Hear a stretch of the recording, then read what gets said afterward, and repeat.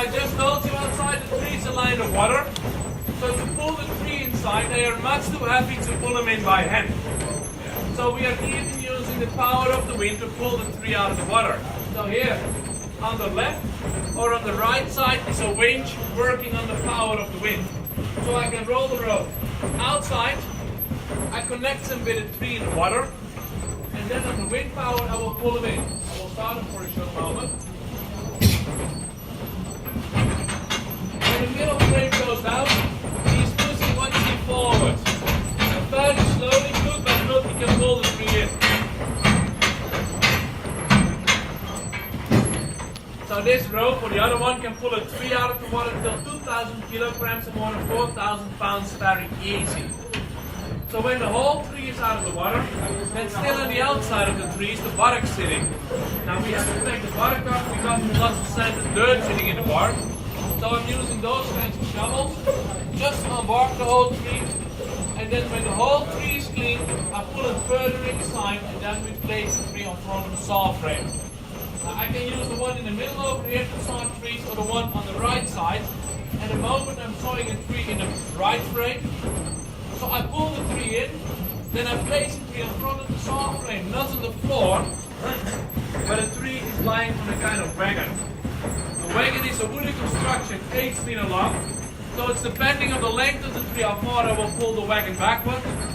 Then I place the tree on the back side on a piece of wood, and on the top 2 pieces of iron to fix them and keep them stable from rolling. Now then when the whole tree is lying stable, I can start with sawing. Now even the way of going forward goes by the power of the wind. That means when the saw frame goes up, he pulls the wagon with a tree on 1 millimeter forward. When he comes down, he saws. Up a millimeter forward, down is sawing. Only 1 millimeter each time means in a good windy day, like today, 2 meters, 6 feet in an hour. I'm rather laughing. It's very slowly, huh? But nowadays it's absolutely very slowly.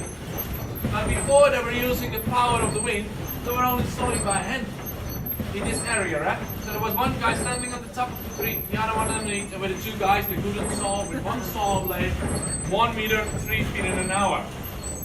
So the windmill is twice faster. But the windmill is not working in one blade, but at the moment with 8 blades. It means already 16 people, or I can fill the other frame up with 12 blades too. So sawing with the power of the wind is going much and much faster. So that's why they couldn't build faster, bigger ships, bigger houses, bigger windmills. Now when the whole tree is through the blades, we pull the wood back and turn it over, and then we even saw for the second time the square pieces. After sawing, when the whole tree is ready, the wood will go outside into the storehouse because we still have to dry the tree. The wood is still very wet. So the inside the storehouse, small pieces of wood between so the wind can blow through. Drying of your wood can take half a year, but it can even take 3-4 years because it's depending on the thickness how long it will take before it dries. But when you keep them in the water, you dry them slowly so you get the best quality there is. So that's why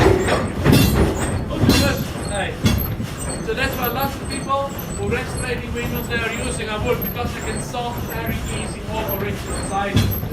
A lot of people who are building furniture, they are using wood because we have lots of good stable wood.